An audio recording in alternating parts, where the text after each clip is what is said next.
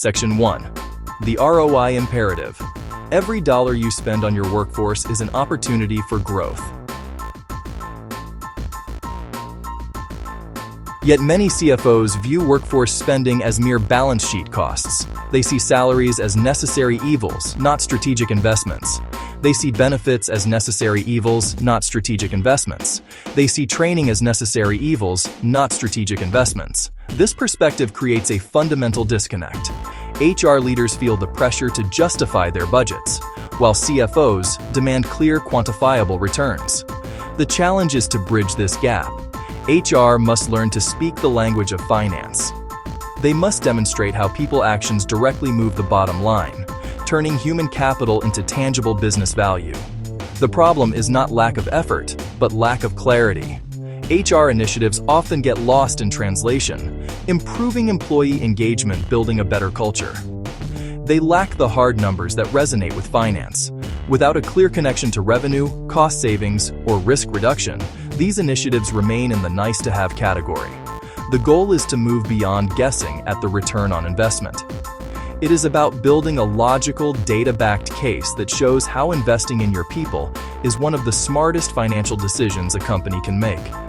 This shift in perspective requires a new way of thinking and measuring. It involves treating talent decisions with the same rigor as any other capital allocation choice. Buying new machinery, launching a new product line, it builds a detailed financial model. The same discipline should apply to decisions about hiring, training, retaining key employees. The tools and data to do this are more accessible than ever. And build a simple, compelling case that even the most skeptical CFO cannot ignore. Today, on November 30th, 2025, the pressure to optimize every aspect of the business is immense. Economic uncertainty and competition demand smarter, faster decisions. People are often a company's largest expense, but they are also its greatest source of innovation, customer loyalty, competitive advantage. Ignoring the potential return on this investment is a critical oversight. By adopting a more analytical approach, HR can transform its role from a cost center to a strategic partner, proving that thoughtful investments in people pay substantial and predictable dividends. Section 2. 6 simple measures of workforce value. The first move is to directly link employee retention to customer value. Many businesses have a clear connection between a specific employee and a specific customer. When an experienced employee leaves, their institutional knowledge and customer relationships often walk out the door with them. This can lead to customer churn. To measure this, start by tracking customer accounts by the primary employee who serves them. Analyze the data. Do customers served by long-tenured employees have higher retention rates? Analyze the data. Do customers served by long-tenured employees have larger account values? If so, the math is simple. Calculate the additional revenue generated by retaining these experienced employees. This number represents the clear financial value of lower turnover. A second powerful approach is to monetize the impact of customer-facing teams. In many service and technology companies, certain roles are designed explicitly to drive revenue. A customer success manager in a software firm, for example, is responsible for renewals. A customer success manager in a software firm, for example, is responsible for upselling. You can calculate the average renewal rate and upsell revenue for customers managed by these professionals. This provides a clear revenue figure per employee. When you propose hiring more customer success managers, you can forecast the expected increase in revenue. This changes the conversation from, "We need to hire 5 people." This changes the conversation to, "Investing $500,000 in this team will generate an estimated $2 million in additional recurring revenue." A third method involves counting the cost of slow or ineffective onboarding. New hires do not become fully productive on day one. They have a learning curve. You can measure the time it takes for a new employee in a specific role, like a sales executive.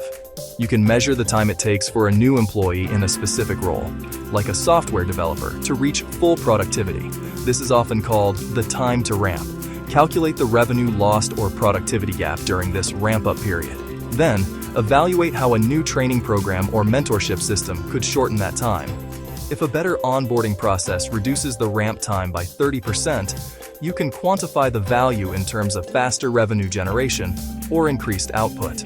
Finally, a fourth strategy is to show how training prevents costly errors. In healthcare, for instance, a lack of proper nurse training can lead to medical errors, which result in financial penalties and increased operating costs. Section 3. The cost of gaps. A fifth move is to precisely price the cost of critical skill gaps within your teams. These gaps are not just abstract weaknesses, they create tangible business friction. Identify specific tasks or projects that are slowed down or produce errors because the team lacks a certain expertise. For example, a marketing team without data analytics skills may be making poor decisions about advertising spend. You can quantify the cost of this gap by measuring wasted dollars or lost sales opportunities. Then, compare this cost to the expense of hiring a skilled analyst or training the existing team. If a $60,000 training program can prevent $300,000 in wasted marketing spend, the investment case becomes undeniable. The sixth and equally critical move is to calculate the cost of vacant positions. An open role is not a cost-saving measure. It is often a source of significant lost revenue and productivity. For revenue-generating roles like sales representatives, the calculation is straightforward. Multiply the average monthly revenue per rep by the number of months the position remains empty. For non-revenue roles, the impact can be measured by project delays or increased workload on other team members, which can lead to burnout and mistakes. For example, a vacant project manager role could delay a product launch by 3 months, costing the company millions in potential sales. This calculation reveals that the true cost of slow hiring far exceeds the recruiter's salary. Putting numbers on these gaps helps leaders prioritize workforce planning. Instead of a general statement like, "We need more developers," you can present a specific financial case. For example, our current shortage of 2 senior developers is delaying the launch of our new software module, which has a projected first-year revenue of $5 million. Each month of delay costs us over $400,000. This transforms a hiring request into a strategic business imperative. Section 4. Proactive talent strategy, mergers and risk modeling. Talent planning should be central to any merger, not an afterthought. Map critical human capital long before a deal is finalized. Ask, which individuals, if they left, would significantly damage the acquisition's value? Lead engineers behind a key product, sales leaders with the deepest customer relationships, operational wizards who keep the system running. Identifying this core group early lets you build targeted retention plans. Financial incentives, expanded roles. Secure their commitment through transition and beyond. This proactive work directly protects the deal's value. A common reason acquisitions fail is an exodus of key talent post-close.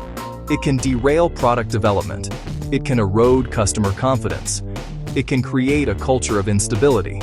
Make talent retention a day-one priority to safeguard IP and operational continuity. A retention package for a dozen critical employees is tiny compared to the value they protect. It's a clear, defensive investment that de-risks the transaction.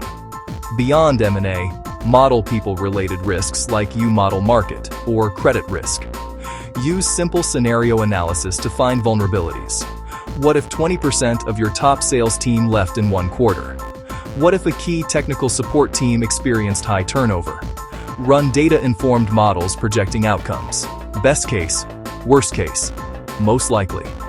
Models quantify potential financial damage from talent risks. Use the results to guide budget allocation. They help leaders decide where to spend proactively to mitigate threats.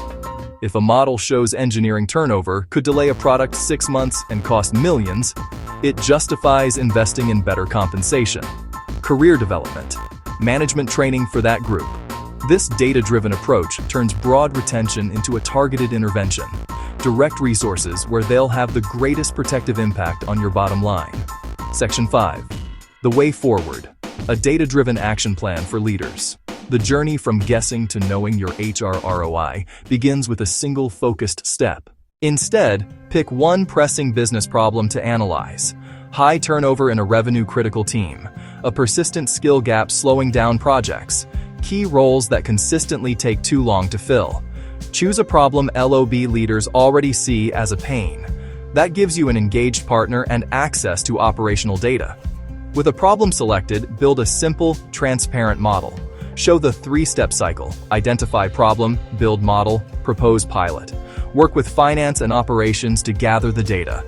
Link retention to customer value. Calculate the cost of vacancies. Price the impact of a skill gap.